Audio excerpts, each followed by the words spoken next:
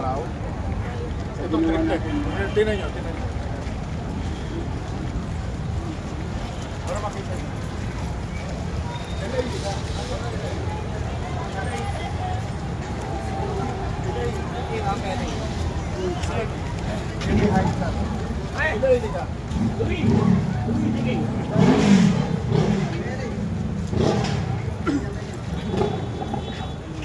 Hindi nakita ko tubo nung isang araw dito.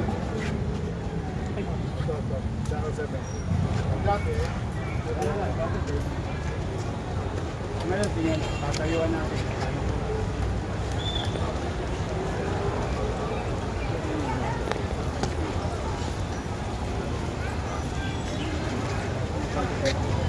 Yan ang standard. Lahat ang gagawin natin, box culvert na. Tapos, meron tayong tinatawag na double barrel, triple barrel. Ibig sabihin, ito, single barrel. Meron tayo doon, double barrel. Yung ginawa natin yung isang araw, triple barrel. Para talagang catch basin na siya. At the same time, dediretso yan sa pumping station ng MMDA. Dati, gaganito lang yung tubo niya. Ayan, yan. Ito na. Nakalanin ko dati ito.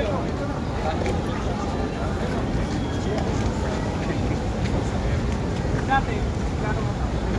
2 meter, 24, 36 inches. Saan yung luma? Ganito na kalalim yung batal niya. Ito na. Safe na safe ang senior citizen dyan. Saka mas madali linisin. Kasi pag nagkaroon ng manual yan, pag-rubok natin, meron tayong mga machine na pang-ligo. Ang base nila. Whatever sand that will accumulate, mas madaling na rin. Ito na ba yung dating ano? Hindi na ba yata pinapanganak? Mayor, bago magtag-ulan, nakabaon na yan. Oo. Cross finger. Siyempre, talagang hinahapon natin. In fact, kahapon wala pa yan. Oh, kahapon, di ba? Nalulubog lang niya kanina. So, mabilis yan. Ginagawa ng tap. Ano yung mga lugar, Yorme, na ano? Mga lugar na may mga ganito, mga priority na mga lugar na may Ayun lang sa pera muna namin, itong area na to. Kasi based on drainage master plan ng City of Manila na pinagawa ko 3 years ago, tapos this year, 2025. So whatever money that we have, yun naman ang ini-implement natin. Meters by meters. Pero yung ginawa na natin, yung medyo makabago na, saka medyo pang matagalan na. hindi tinipid, Yorme. Well, kayo na humusga. Kayo na humusga. Now, this will solve flooding, not yet. But it's start of our journey. Long journey of the city. Humupa agad ang Ano lubog? Lubog! Nagulat nga ako dati, hanggang bukong-bukong lang ang baha dito, hanggang dito lang. Pumapasok Pag sa city, nakaraan, oh. umabot na halos dito. Kaya kawawa yan ngayon ang mga tao. Kaya, I mean, we started from there. Yung building na yun. Tapos, lumigo rito. Lumita dyan, dito, diretso pa doon. Sa pumping station, ng MMDA, I think you were there the other day, I don't know, with the chairman Aptes. So lahat yan, hindi ko papunta sa ilog. Magkoconnect na siya. Magpulit. Pero nga kayo lang. Tapos na yan. Kahapon lang hinukay yan.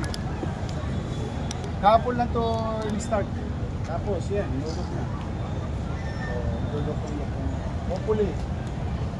Mas maganda ron, triple barrel. Ibig sabihin nun, tatlong ganyan. Doon sa... Lahat ng tubig dito sa pamasok. We are hoping that we can accommodate. But depende sa volume ng, di ba, may water volume. But the question is, will it help? Yes, it will. It will resolve? No. Not yet. We're still far away from that. But it will help, yes. kung marami kami pera, siyempre, mas kami. 100 plus billion yung drainage master plan pag in-implement. But we don't have that kind of money. But Ito po, mga ito part, magkano na. a few millions lang to. Paligid mo na ng Manila City. Unti-unti. Tapos wala nang balikan.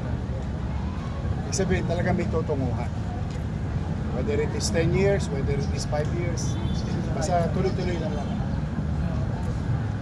Ayan. At least hindi kawayan, ha? Pat.